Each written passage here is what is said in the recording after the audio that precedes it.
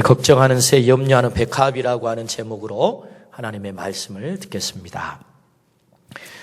미국 정신과 의사들이 사람들의 걱정에 대해서 분석을 했어요. 사람들의 걱정은 40%가 일어나지 않는 일을 걱정한대요.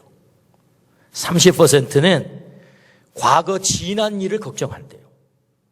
그리고 12%는 타인의 잘못된 판단, 비난에 대한 걱정이래요. 그리고 8%만 일어날 가능성이 있는 일에 대한 걱정이다라고 우리가 평상시에 걱정한 것을 그렇게 분석을 했어요. 그러니까 92%는 사실 일어나지 않는 일을 걱정하는 거죠. 쓸데없는 걱정이라 그 말이죠. 오쇼의 장자 돌을 말하다라는 책이 있는데요.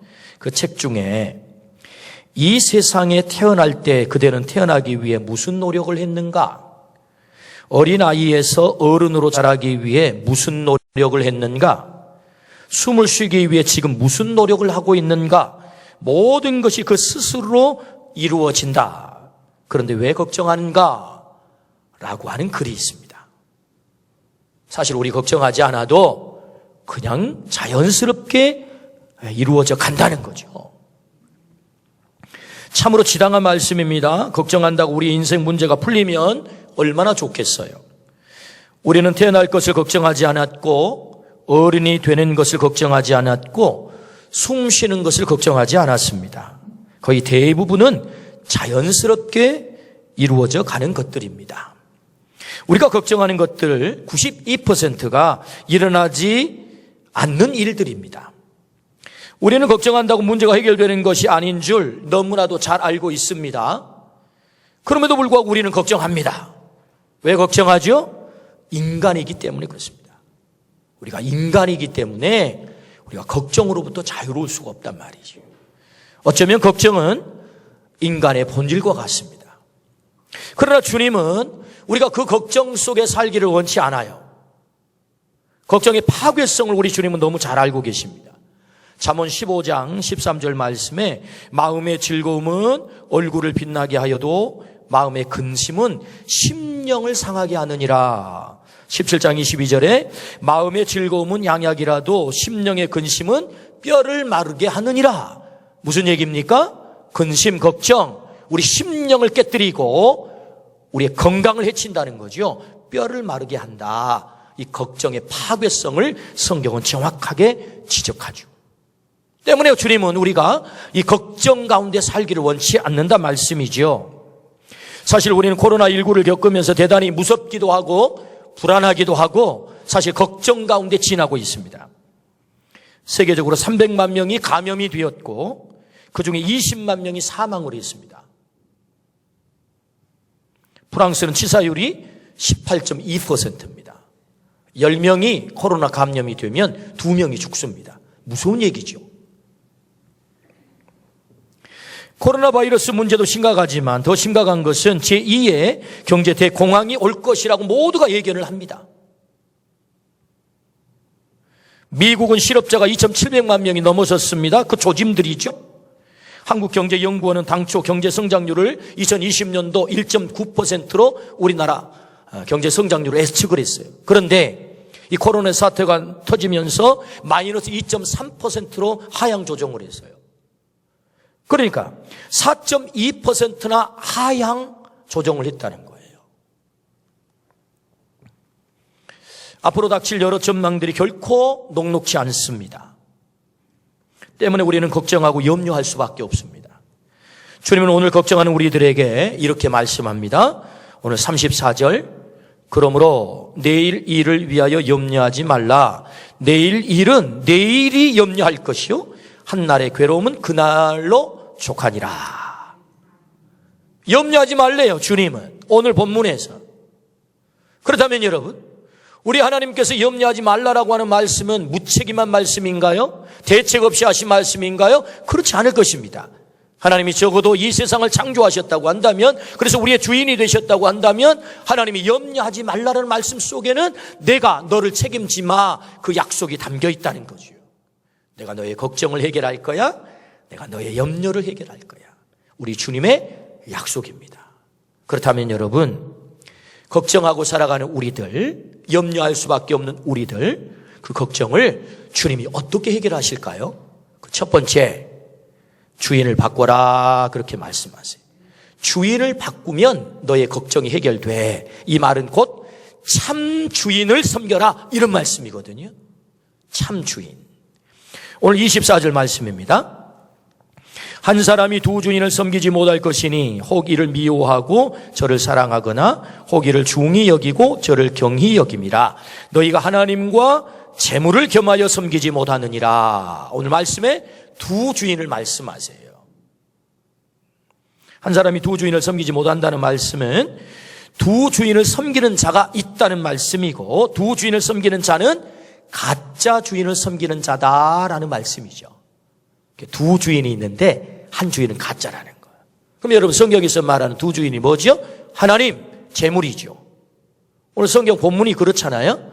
하나님이 주인이고 또 하나의 주인이 있는데 재물이라는 거예요. 그래서 이 두 주인을 겸하여 섬길 수 없다라는 말은 이 두 주인을 섬기는 자가 있다는 것이고, 그 섬기는 자는 가짜 주인을 섬기고 있는 자다라는 얘기죠.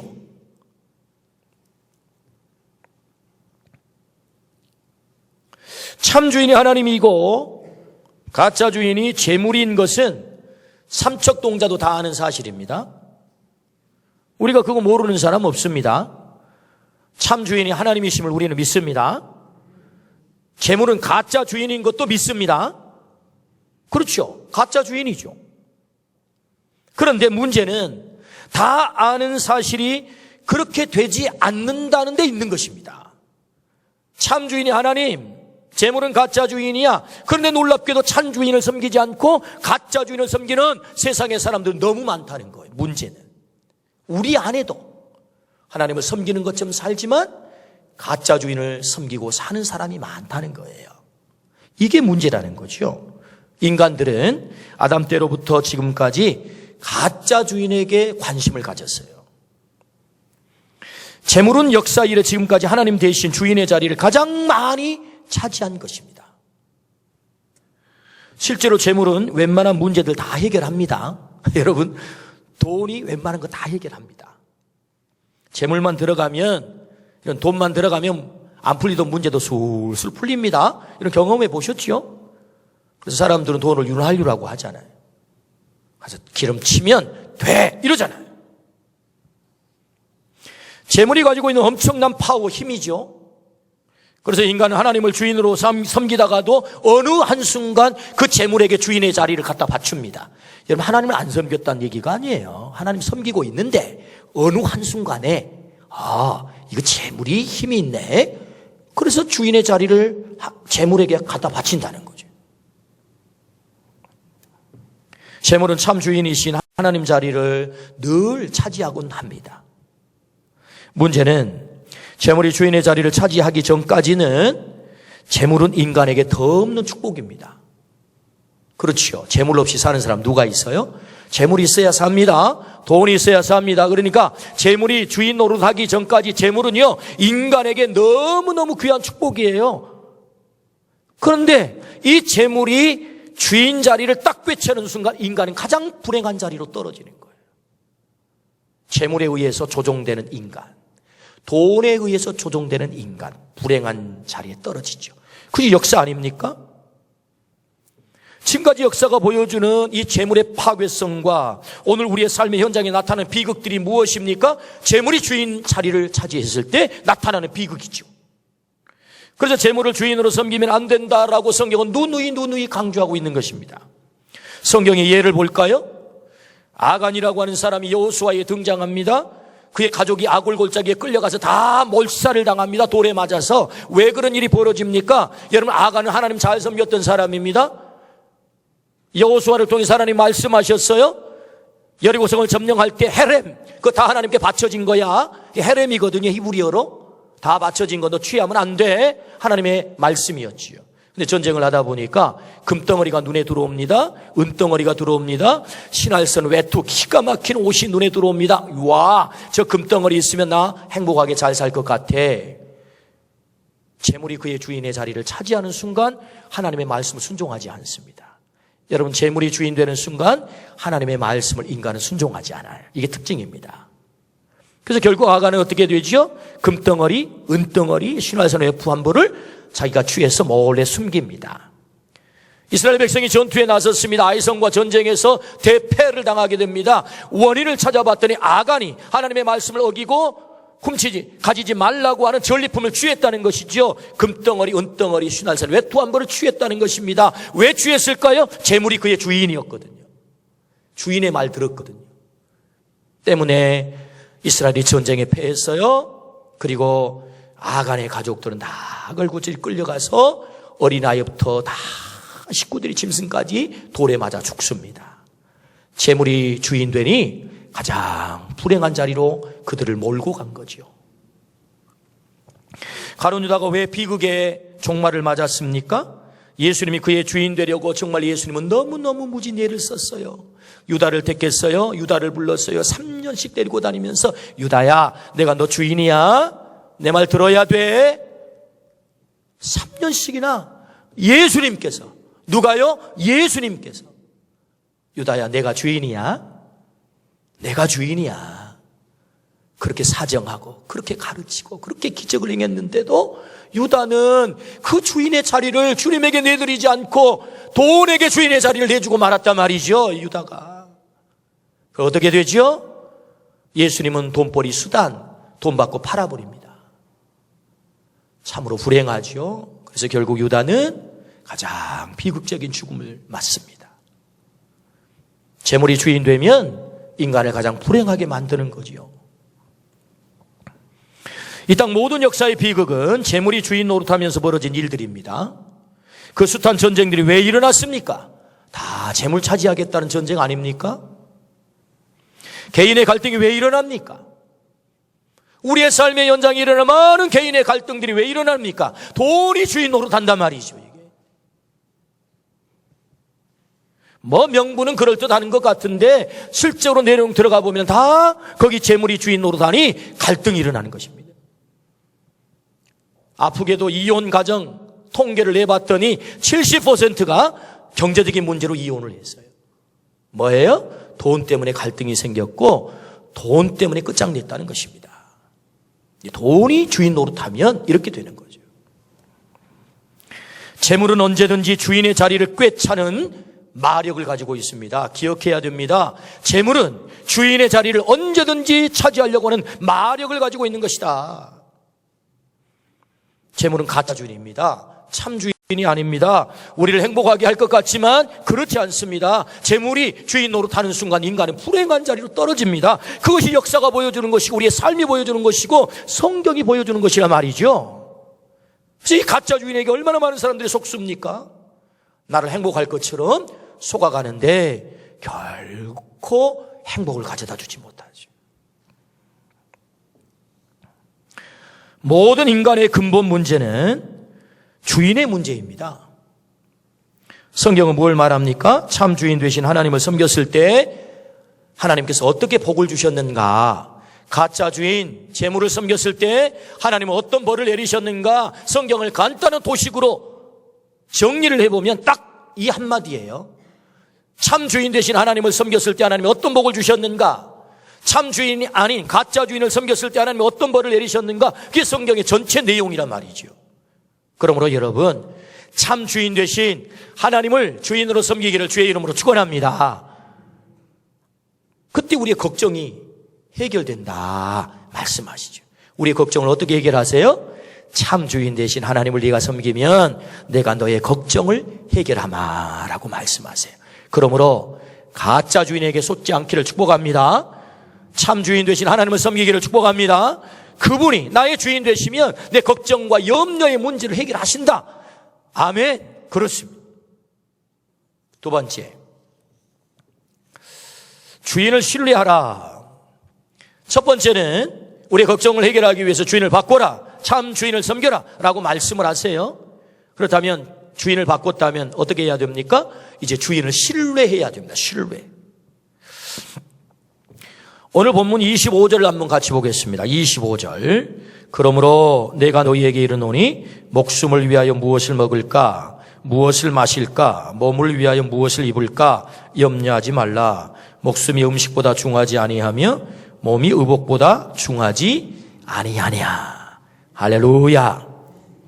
우리에게 먹고 사는 것은 가장 큰 걱정거리입니다. 주님 분명히 말씀하십니다. 무엇을 먹을까?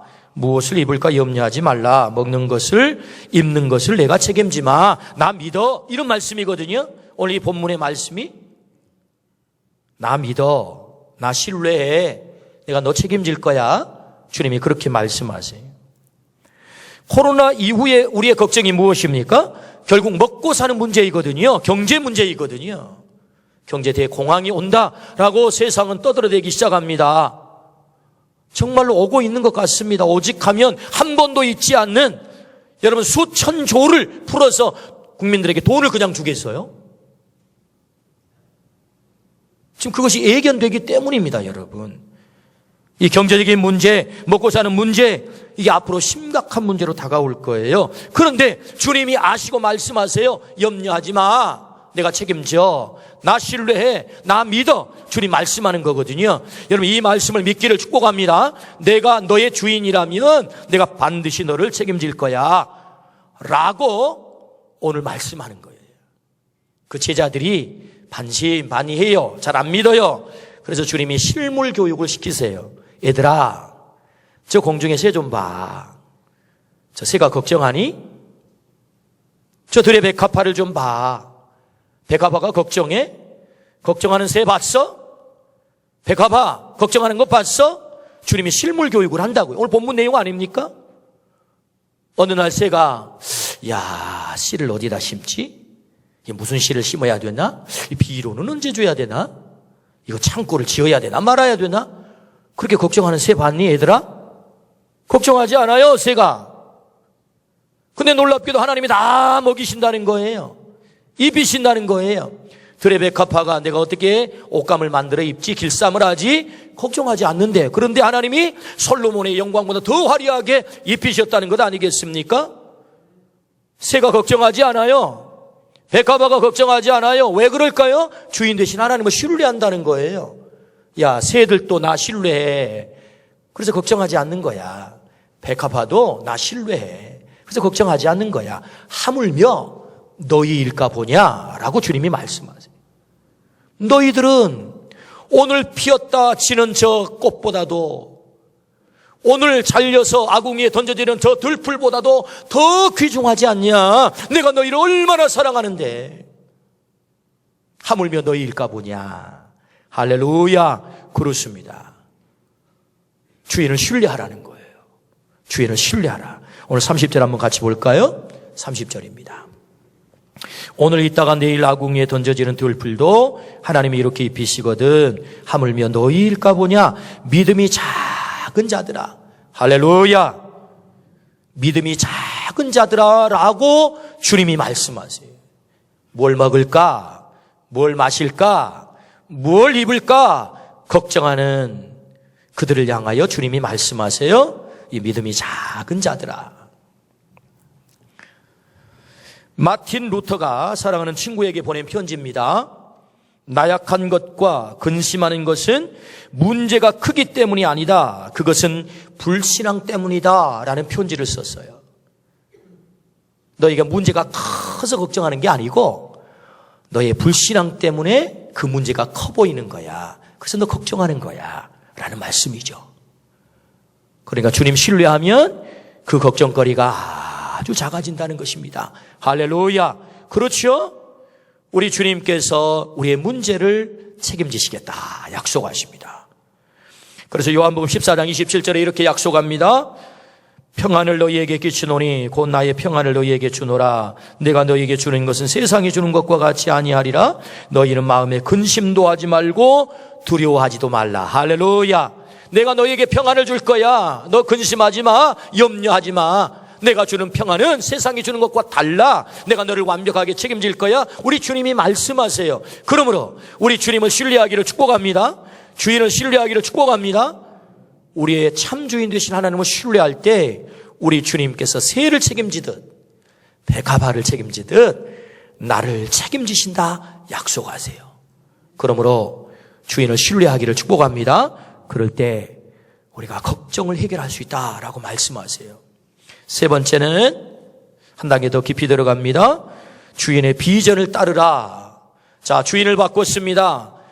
주인 되신 주님을 신뢰합니다. 거기가 끝인가요? 그렇지 않습니다. 우리의 걱정이 해결되기 위해서는 우리의 주인 되신 주님의 비전이 나의 비전이 될 때 진정으로 내 걱정이 해결된다는 것입니다. 우리 인생의 걱정이 해결된다는 거예요. 그러므로 여러분 세 번째 주님이 말씀하세요. 주인 되신 비전에 승선하라. 주인의 비전을 따르라 라고 말씀하세요. 오늘 본문 31절부터 33절 말씀입니다. 그러므로 염려하여 이르기를 무엇을 먹을까 무엇을 마실까 무엇을 입을까 하지 말라. 이는 다 이방인들이 구하는 것이라. 너희 하늘 아버지께서 이 모든 것이 너희에게 있어야 할 줄을 아시느니라. 그런즉 너희는 먼저 그의 나라와 그의 의를 구하라. 그리하면 이 모든 것을 너희에게 더하시리라. 할렐루야. 아멘. 우리의 최대 걱정거리는 뭘 먹을까 마실까 입을까입니다. 그러나 그것들은 누가? 이방인들이 구하는 것이다. 가짜 주인을 섬기는 자들이 구하는 것이다. 그렇게 말씀하지요.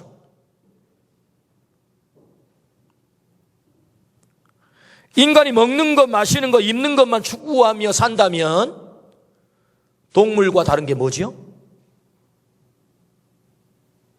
동물도 날마다 눈 뜨면 뭘 먹지? 뭘 마시지? 그거 걱정하며 삽니다. 만약에 인간이 적어도 하나님의 형상으로 지음받은 인간이 뭘 먹지, 뭘 마시지, 뭘 입는 것만 걱정하고 산다면 동물과 다른 게 뭐냐? 제가 이렇게 했더니 한 분이 목사님 다른 게 있어요. 뭔데요? 우리는 익혀서 먹잖아요. 동물은 그냥 뜯어 먹는데 우리는 익혀서 먹잖아요. 또 다른 게 있어요. 뭔데요? 우리는 나이프와 포크로 우아하게 먹잖아요. 맞아요. 다르죠. 근데 결국 먹는 거 아닙니까?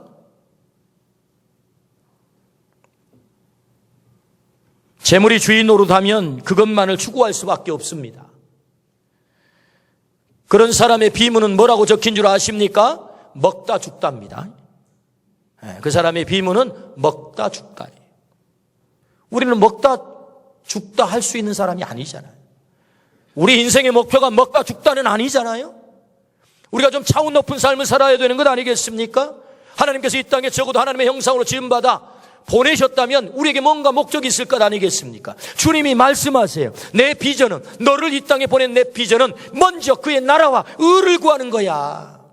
먹는 거, 마시는 거, 입는 거, 그거 초점 맞추어 살다가 먹다 죽는 인생 말고 내가 원하는 건 너 좀 해줄 수 있어?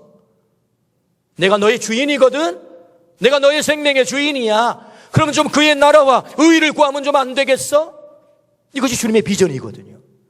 그 차원 높은 비전에 내가 따를 때, 그 비전에 승선할 때 내 걱정, 근심, 걱정, 염려가 사라진다라고 말씀하십니다. 그러므로 여러분, 우리의 걱정이 어떻게 해결이 돼요? 그분의 비전을 따를 때, 그분의 목적대로 살 때 우리의 근심의 문제가 해결이 된다.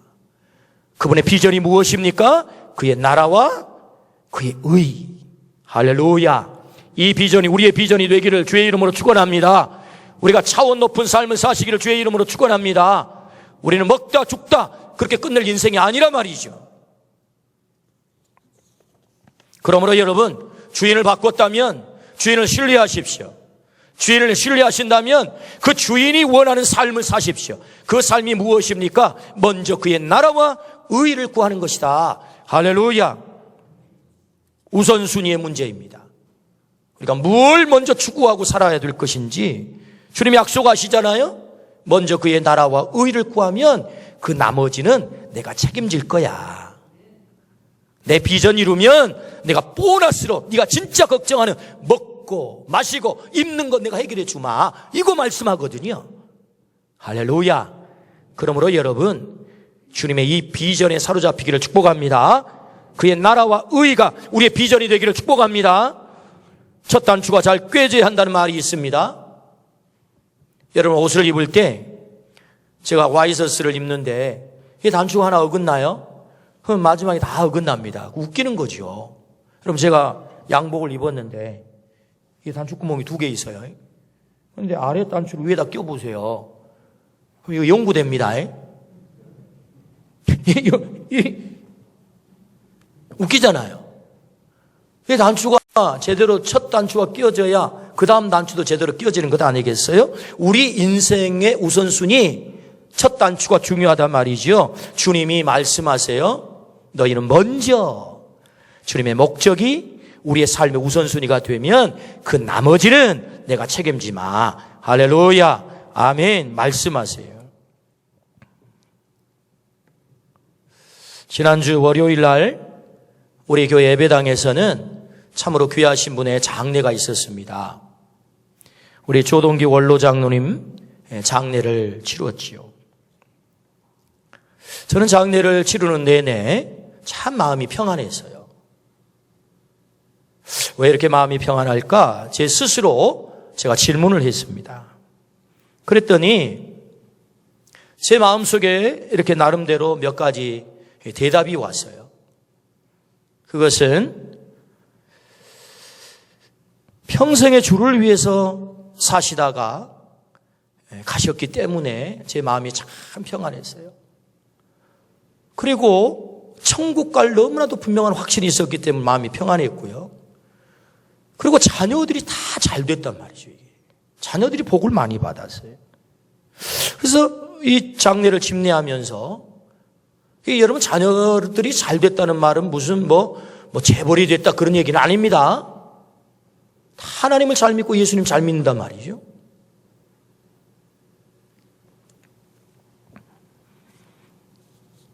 우리 장로님의 마지막 가신 그 뒷모습을 제가 정확하게 기억하고 있어요. 우리 장로님 91세에 돌아가셨는데 80세가 넘으셨을 때 제가 부임을 해가지고 목요일마다 전도대 모임을 했어요. 목요일마다 전도하기 위해서. 근데 여러분 80 넘으신 몸도 온전치 못하신 어르신께서 우리 김철수 장로님과 두 분이 전도대를 참여하셨어요. 그것도 한 번 참석한 게 아닙니다. 3년씩 그렇게 하셨어요. 3년.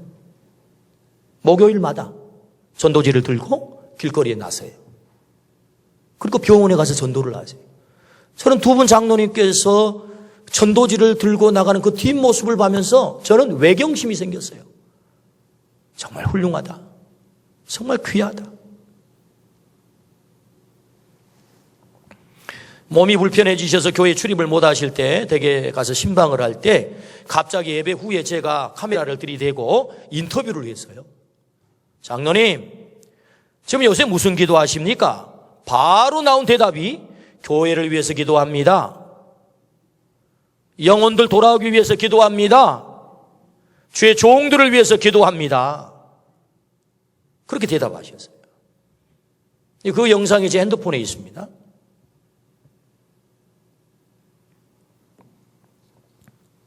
왜 이렇게 자녀들이 복을 많이 받았을까? 나름대로 생각을 해봤는데 우리 장로님 믿음이 훌륭하셨지만 사실 장로님의 아버님께서 조선말 1900년도 초 우리나라 얼마나 어려울 때입니까? 선교사님, 유할의 선교사님 우리 이 조선 땅, 광주 땅에 오신 거죠. 이 유할의 선교사님을 지극정성으로 섬기신 거예요. 그 어려울 때. 당시에 선교사들이 얼마나 많은 고통을 당했습니까? 풍토병으로 얼마나 많은 사람이 죽었습니까? 얼마나 많은 사람들이 또 영양실조로 죽었습니까? 그때 지극정성으로 그 아버님께서 섬기셨다는 거예요. 주를 위해서 하나님의 나라를 위해서 쓰임받는 것은 공짜가 없구나. 저는 그걸 본 거예요. 그래서 사실은 그 선교사님이 사셨던 그 집에 지금 사실은 새로운 집을 이렇게 장로님 거처로 이렇게 새로 지었잖아요. 호신대에 종종 가서 올라가서 이제 그 호신대 아래에 있기 때문에 이렇게 바라보면 저는 마음이 그렇게 좋아요. 꼭 면류관 같아요. 그 집이. 새로 잘 지었지만 그게 면류관 같아요. 제가 왜 장로님의 이 장례 얘기를 제가 하고 있느냐. 그래서 우리 조광필 장로님께서 장로님의 영상을 만드시면서 목사님이 좀 그 문구를 주시면 좋겠어요. 그래서 첫 부분하고 마지막 부분에 그 문구를 제가 이제 장로님께 드려서 거기 이제 문구를 넣었어요. 마지막 그 문구가 이렇습니다. 뒷모습도 향기로운 장로님, 우리가 장로님을 뒤따르겠습니다. 천국에서 만나 뵙기를 소망합니다. 라고 적었어요. 뒷모습도 향기롭다. 너희는 먼저 그의 나라와 의를 구하라. 그리하면 이 모든 것을 너희에게 더하시리라. 하나님께서 그의 나라와 의를 위해서 살 때 오늘 현실에서도 이 모든 것을 더하시겠다고 하는 약속이 이루어지는 현장을 제가 본 거예요. 그래서 마음이 평안했던 것입니다. 할렐루야. 아멘. 우리의 걱정을 우리 주님이 해결하세요. 우리의 주인 되신 하나님이 그 걱정을 해결하시겠다고 말씀하세요. 어떻게 해요? 주님의 비전에 사로잡혀 그 비전을 이루며 살면 내가 너의 걱정을 해결하마 라고 말씀하셨어요. 왜 오늘 우리가 먹어야 됩니까? 왜 우리가 공부해야 됩니까? 왜 우리가 그 직장에 가야 됩니까? 왜 결혼해야 됩니까? 왜 사업해야 됩니까? 그의 나라와 의를 이루기 위해서. 할렐루야. 이 목적이 변질이 오면 문제가 생기는 것입니다. 왜 오늘 또 우리는 호흡해야 되는가? 왜 오늘 또 우리는 살아야 되는가? 그의 나라와 의를 위해서. 할렐루야. 주님이 그러면 책임지겠다 약속하셨어요. 내가 너의 걱정을 해결하마. 우리는 걱정하는 새, 염려하는 백합을 본 적이 없습니다. 새는 오늘 또 하늘에서 노래하고 백합화는 오늘 또 아름다운 자태를 자랑합니다. 어떻게 그게 가능하죠? 주인 되신 하나님이 길러주시고 입혀주시기 때문이죠. 걱정하는 우리에게 주님이 말씀하세요. 주인 바꿔라. 참 주인 섬겨야 돼. 내가 참 주인이야. 주님이 말씀하세요. 그리고 날 신뢰해. 날 믿어. 그리고 내 비전에 사로잡혀 너 살아볼래? 그럼 내가 너의 삶을 책임질게 라고 주님이 말씀하세요. 그러므로 오늘 우리 모두가 우리의 주인 되신 주님의 비전에 사로잡혀 우리의 삶의 그 무거운 걱정들을 다 해결해 주시는 이 은혜 가운데 있기를 주의 이름으로 축원합니다. 아멘. 기도하십시다.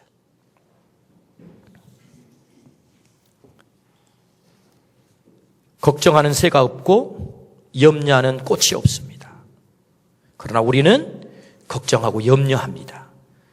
주님 말씀하십니다. 하물며 너희 일까 보냐 믿음이 작은 자들아. 참 주인 되신 하나님을 주인으로 섬기라고, 그 주인 되신 하나님을 신뢰하라고, 주인 되신 하나님의 비전에 사로잡히라고 말씀하십니다. 오 주님, 주님의 이 말씀을 가슴에 새깁니다. 우리가 순종하게 하여 주옵소서. 그래서 그의 나라와 의를 구하라 말씀하신 주 말씀에 온전히 순종하여 살게 하여 주옵소서. 참 주인 되신 하나님만을 바라보고 섬기고 따르고 순종하게 하여 주옵소서. 예수 그리스도 이름으로 감사하며 기도드리옵나이다. 아멘.